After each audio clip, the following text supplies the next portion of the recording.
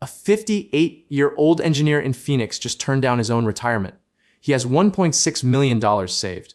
His house is paid off. His kids are grown. His financial plan checks every box.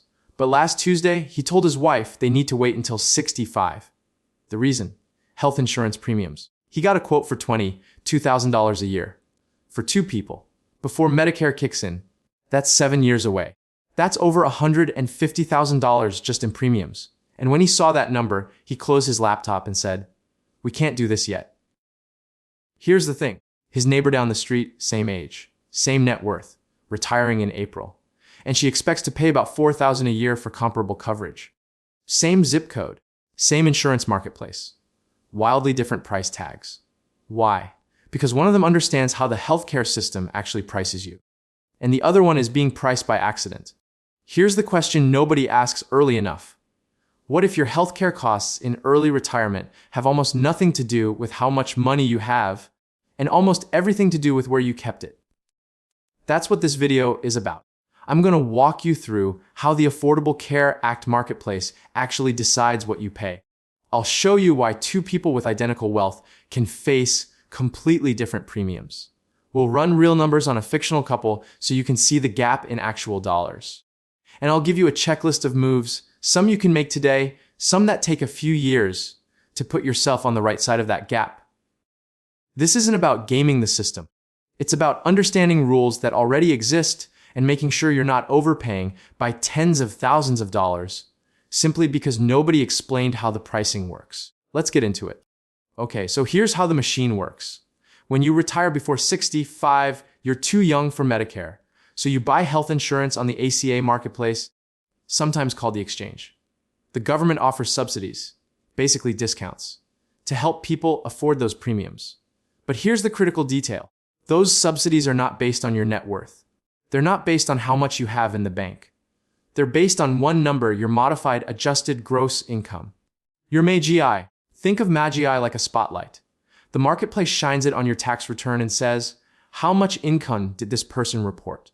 If the number is low enough, you get significant help paying your premiums. If it's above certain thresholds, the help shrinks. Go high enough, and you're paying full price. Now here's where it gets interesting.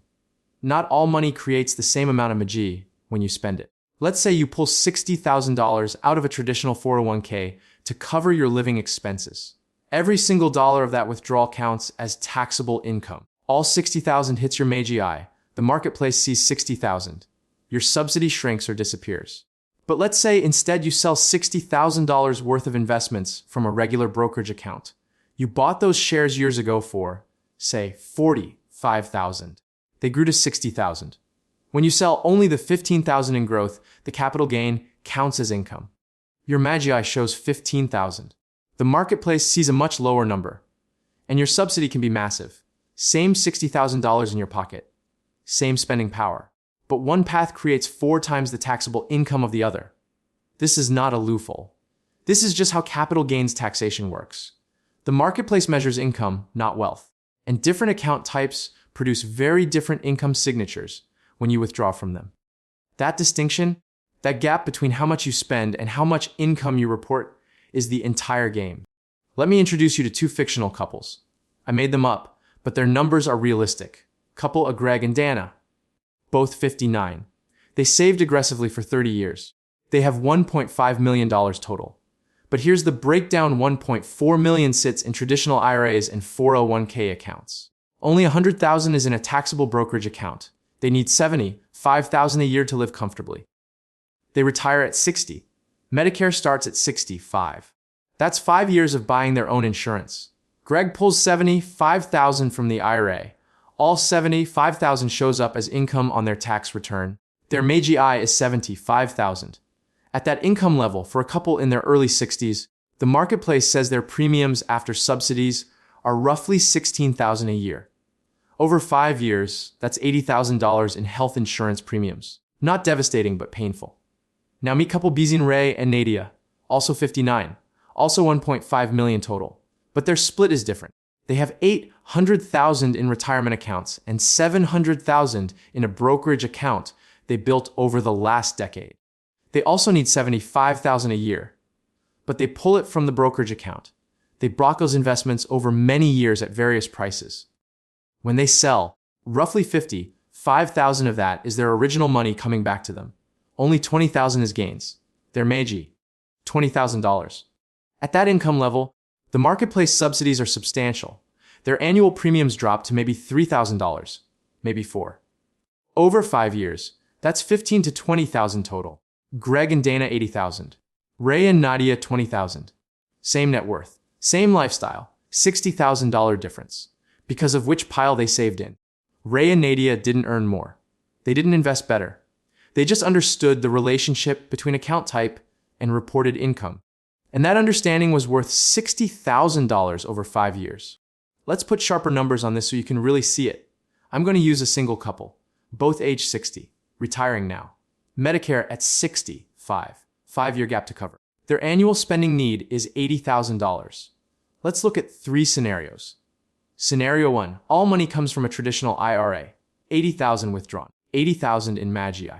At that income level for a 60-year-old couple, the benchmark silver plan in a mid-cost state might run around $18,000 a year after limited subsidies. Over 5 years, that's $90,000 in premiums.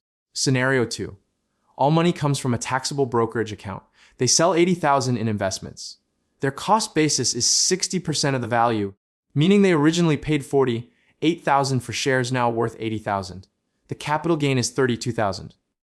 Magi $32,000. At that level, subsidies kick in hard. Premiums might drop to around $5,000 a year. Over 5 years, $25,000 total. That's a $65,000 difference between Scenario 1 and Scenario 2. Same money, same retirement, different tax treatment. Scenario 3, a blend. They pull $40,000 from the brokerage account, generating maybe $12,000 in capital gains. They pull another $40,000 from a Roth IRA, which generates 0 taxable income. Roth withdrawals don't count toward Magi at all. Total Megi $12,000. Premiums potentially under $2,000 a year. Over 5 years, under $10,000 total. Compare that to Scenario 1's $90,000. That's an $80,000 swing. Now, I want to be careful here. These numbers are illustrative. Your actual premiums depend on your state, your county, your age, the clan you choose, and the current subsidy structure, which can change with legislation. But the directional math holds. The lower your reported income, the more the marketplace helps you. And the type of account you pull from directly controls that reported income. One more thing.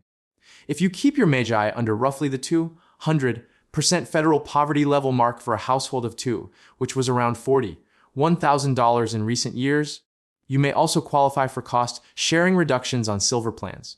That means lower deductibles and lower copays on top of lower premiums. It's a double benefit that most people don't even know exists.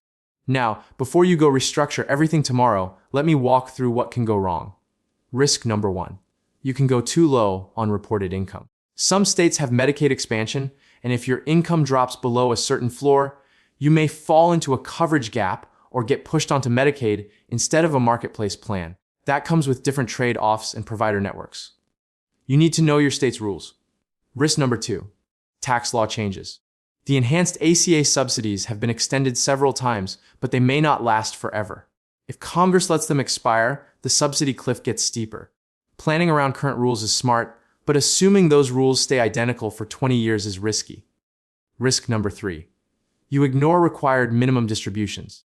Once you hit age 73, the IRS makes you withdraw from traditional retirement accounts whether you want to or not.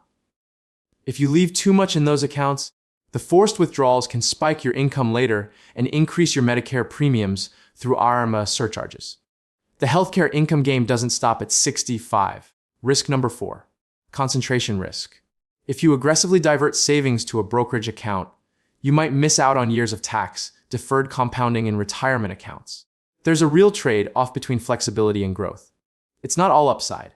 Risk number 5. You assume averages apply to you. National average healthcare costs blend people paying nearly nothing with people paying a fortune. Your cost depends on your specific income, your age, and your location. Use your actual numbers.